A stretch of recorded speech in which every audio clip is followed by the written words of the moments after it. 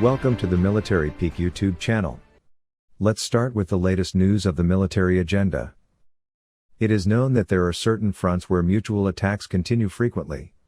However, on some fronts, attacks are organized at different time intervals due to different reasons. Although intense clashes continue in the east, the situation in the south may change at different times. This time, an attack was seen by Russia in the south. According to the latest news, Russia carried out an attack on the Odessa region in the south after a long time. It was reported that the sounds of explosions were heard one after the other in the attack carried out at night. The military administration of the Odessa region announced that Russian unmanned aerial vehicles had attempted to attack the region with their statements regarding the attack. In this attack, it was announced that the air defense systems and the Ukrainian patrol boat intervened and shot down several unmanned aerial vehicles. However, he stated that the possibility of drone attack in this region continues and air attack warnings should be paid attention to. It was also reported that the attack was carried out with Russia's kamikaze drone Jarin. Moreover, it turned out that the airport near Odessa was targeted in this bombardment. This is because Ukraine has recently used this point in drone attacks against Crimea.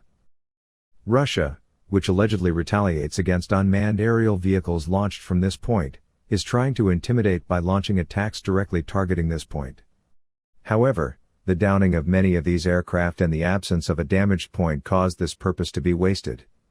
It is reported that Ukraine's patrol boat is also trying to shoot down these Russian drones in this attack attempt at night. Moreover, it was reported that the unmanned aerial vehicle that was hit had to change its flight path and exploded upon hitting the water surface. This led to the futility of Russia's offensive effort.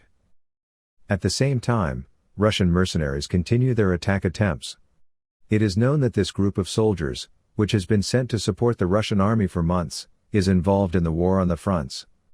These soldiers, who came especially for the Eastern Front, are still trying their luck in the regions, despite facing heavy losses and defeats. This time, these Russian mercenaries reportedly launched an attack on the Bogdanovka area west of Bakhmut. As it is known, although mutual attacks, unrealistic claims and heavy defeats have continued for a long time in this Bakhmut region, Russia does not want to give up on the region.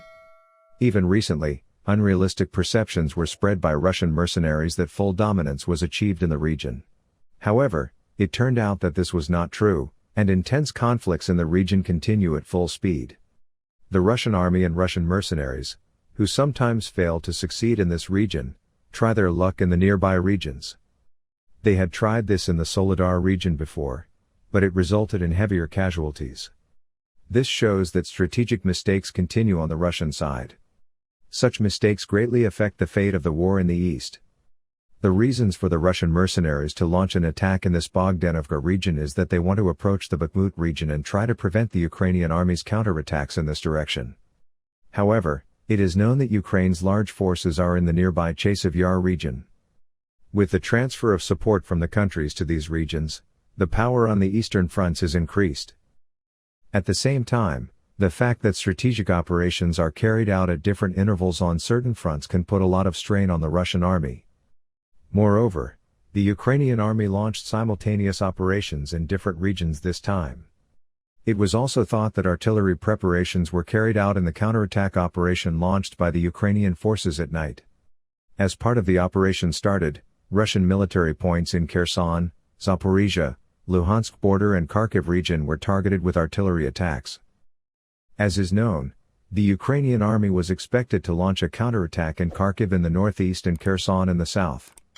Thereupon, the Ukrainian troops, which launched a counterattack from different regions simultaneously, could carry out a massive siege against the Russian forces at any time. This shows that Russian military points in many regions are under a significant risk.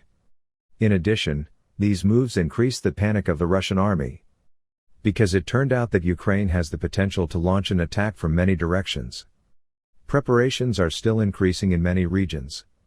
It is predicted that in case of massive counterattacks, the Russian troops will be caught unprepared and suffer heavy defeats. This will even be effective in determining the fate of the war, and the strength of the Russian troops will also be depleted.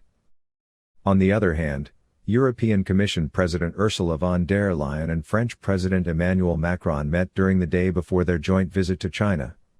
European Commission spokesman Eric Mamer emphasized that the preparations for the visit of the two leaders to China, including the joint meeting with Chinese President Xi Jinping, and the war and energy issues initiated by Russia on the territory of Ukraine will be discussed.